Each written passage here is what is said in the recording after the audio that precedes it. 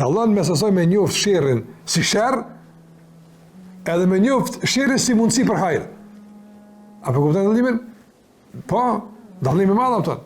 Na mësojmë hajrin në Kur'an si mundësia vetëm për hajër.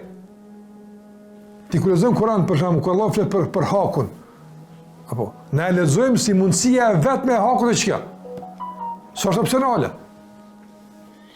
Ndërsa jashtë Kur'anit, çka do që të lexojsh, të vërtet e lexon, e vërtet, po ka mundësi e pas gabim. Në këtu është me thonë pikthesa ku domthon dallon pastaj ata që vazhdojnë tutje me njoft hak në Kur'ani e ata që dojnë për shembull Kur'anin me nënshtu rregullave të leximit të shkencave tjera. Prandaj sot çka thuhet për Kur'anin në kuptim të shpjegimit duhet me rilexu. Po rilexim. Nuk ka lexim e bohatme, jo.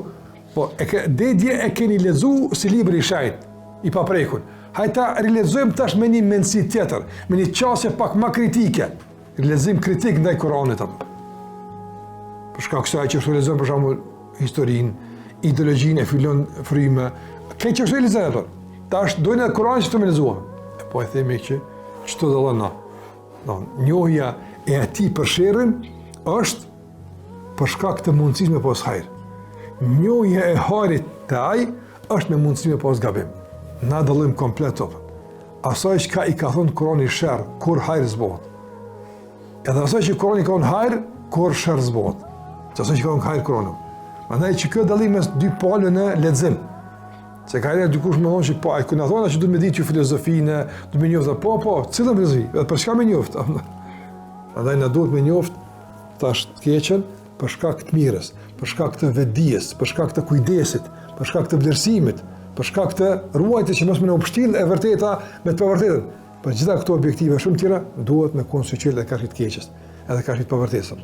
Për atë sa ty duhet, dhe për atë sa është realisht prezente në kohën dhe në mesin tënd, qaq të këqija që i rrezikojnë kinën nuk na duan.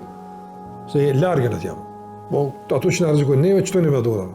E kjo është mesatare mes atij që ku gjon sherr e lexon këtu çka ka, edhe atij që s'intereson për të fare, mesatare është kjo që e përmend deri më tani.